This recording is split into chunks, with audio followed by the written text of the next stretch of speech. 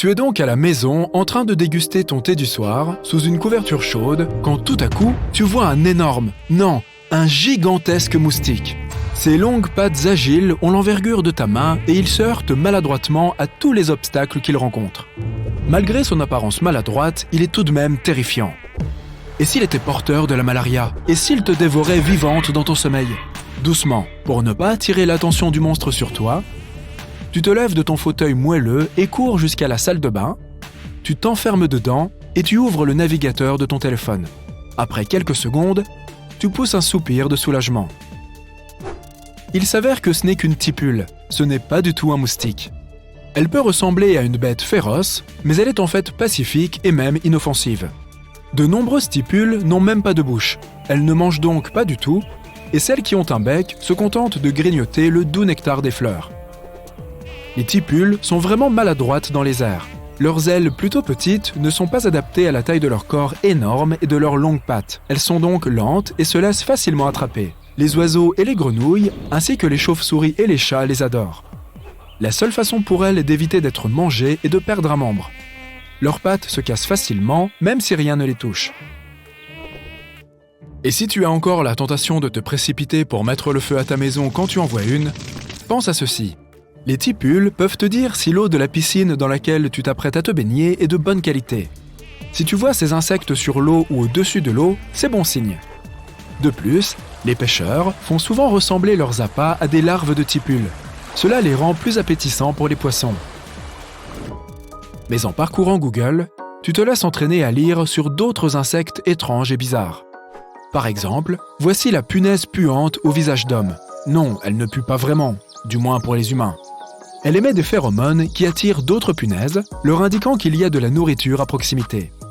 Sa caractéristique la plus singulière réside dans son nom. La punaise à visage d'homme a un visage sur le dos, avec 3 points noirs dessinés sur du rouge. Cette couleur vive sur son dos avertit les prédateurs que l'insecte n'est pas bon ou même toxique, tandis que les yeux noirs attirent l'attention sur eux de la tête vulnérable. Le nom de la chenille à dos de sel est également très révélateur. Elle ressemble à une créature d'une autre planète avec une selle vert vif sur son dos. Et cette selle est malheureusement la seule partie de l'animal que l'on peut toucher sans danger. Les épines que l'on peut voir sur tout le reste de son corps sont acérées et hautement venimeuses. Si tu veux lui donner une tape amicale sur le dos, assure-toi de ne toucher rien d'autre.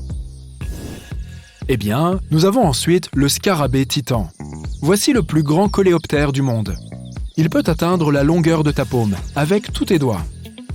En voir un dans la nature peut être une expérience choquante, surtout s'il te vole au visage.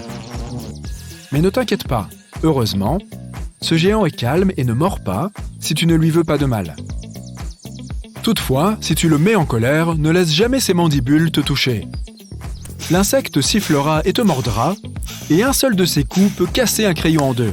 Ce qui est intéressant, c'est qu'un scarabée titan adulte ne se nourrit pas du tout. Il n'a pas besoin de nourriture pour survivre. À l'état de larve, il reçoit suffisamment d'énergie pour rester bien nourri, même une fois adulte. Comme j'aimerais avoir cette capacité. Un insecte à l'apparence encore plus menaçante est le weta géant. Ces créatures, qui vivent en Nouvelle-Zélande et ressemblent à des grillons, ont l'air d'avoir oublié de fermer le portail de l'enfer. Un énorme corps de bœuf avec 6 pattes pointues, de longues antennes d'allure extraterrestre et de grosses mandibules qui pourraient couper l'acier. En fait, ces insectes géants sont plutôt pacifiques et ne mordent pas à moins d'être provoqués. Et même s'ils le font, ce n'est pas aussi grave que tu pourrais le croire.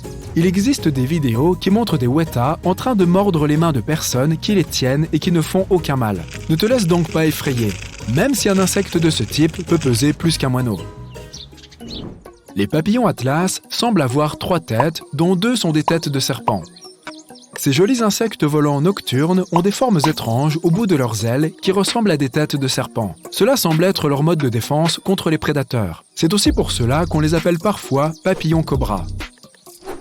En Asie du Sud-Est et en Inde, où ils vivent normalement, les papillons atlas se retrouvent souvent dans les fermes à papillons où ils produisent de la soie.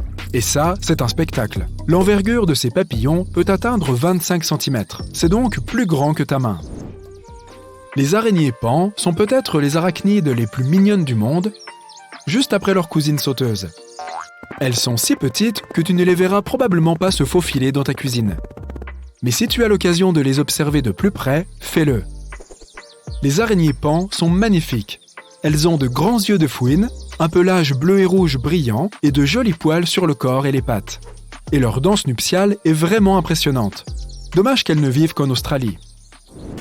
Un autre papillon de nuit sur la liste, le papillon sphinx colibri. Tu te souviens de l'Atlas, comme il était énorme ? Eh bien, celui-ci est aussi grand qu'un colibri et ressemble beaucoup plus à son homonyme que celui-ci. La vitesse à laquelle il bat des ailes, sa longue langue pour boire le nectar des fleurs, et même le bruit qu'il fait en volant, tout cela te fait te demander si c'est vraiment un papillon de nuit, finalement. Bien sûr, cette bestiole poilue est absolument inoffensive et tu dois t'estimer heureux si jamais tu en vois une. L'araignée tisseuse d'orbe a de longues cornes et c'est l'un des arachnides les plus étranges au monde. Il s'agit d'une araignée ordinaire à tous égards, mais pour une raison inconnue, elle arbore 2 longues cornes incurvées sur le dos. Le dos lui-même est orange vif pour éloigner les prédateurs, le rouge signifiant le danger. Mais les scientifiques ne savent toujours pas pourquoi cette araignée a besoin de ses griffes. Voilà un mystère à découvrir pour toi. Le doux bruissement des feuilles, un tas d'entre elles qui bougent légèrement et hop, une grande et puissante corne apparaît. C'est un dynaste Hercule, l'un des plus grands coléoptères de la planète. Près de la moitié de sa taille vient de cette corne sur sa tête. Grâce à ce merveilleux appendice, tu sais exactement qu'il s'agit d'un mâle. Les femelles n'en ont pas du tout. Pourtant, son nom ne vient pas seulement de sa corne, mais de l'étonnante capacité de ce géant à transporter des charges extrêmement lourdes. Sa force est comparable à celle des bousiers. Un Hercule peut porter jusqu'à 850 fois son propre poids. Si tu vois un jour un insecte avec 5 têtes et un chapeau pointu, sache que tu n'es pas sur une autre planète. Il s'agit d'un Bosidium globulaire. Sorti tout droit d'un film de science-fiction pour arriver sur ton écran, cet insecte est un véritable mystère. Il est petit et secret, et on ignore encore beaucoup de choses à son sujet. Personne ne sait exactement pourquoi ils ont ces boules poilues sur la tête, mais ils n'ont qu'une seule tête après tout, c'est certain.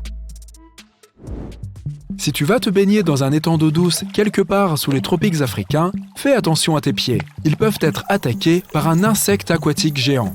C'est un insecte prédateur et le plus grand de son espèce. Avec ses énormes pinces, il n'est pas étonnant qu'il soit communément appelé Altise alligator et mordeur d'orteils. La morsure de ce monstre aquatique est vraiment très puissante. Il attrape sa proie avec ses pattes avant et la dévore lentement. Et quand je dis que c'est un prédateur, je le pense vraiment. Les poissons et les amphibiens sont la nourriture préférée de ces insectes aquatiques géants. Malgré leur nom, les mouches scorpions ne sont pas apparentées aux scorpions. Elles doivent ce surnom à leur queue, qui ressemble beaucoup à celle de ces arachnides célèbres. Voir un scorpion volant est un spectacle pour le moins effrayant. Mais rassure-toi, ces bestioles sont petites et douces et ne peuvent même pas te mordre. Seuls les mâles ont une queue de ce type et ils l'utilisent pour attirer les femelles. Qu'imagines-tu quand tu entends le mot « cane » ? Certainement pas un insecte, mais c'est exactement ce dont il s'agit. Regarde cette brindille et essaye de deviner. Y a-t-il quelque chose de vivant dessus ou non ? Oui et non. Cette brindille n'est pas du tout une brindille, c'est donc une cane. Ces insectes ont développé un camouflage fascinant. Ils sont longs et discrets, capables de rester immobiles pendant des heures, ce qui leur donne l'apparence de brindilles sèches. Mais dès que tu en touches un, ils s'enfuient en se déplaçant sur ses pattes. Grâce à leur apparence, les oiseaux prédateurs manquent souvent les canes dans les feuillages denses. Et leurs congénères australiens dégagent une odeur agréable comme celle du beurre de cacahuète. Miam!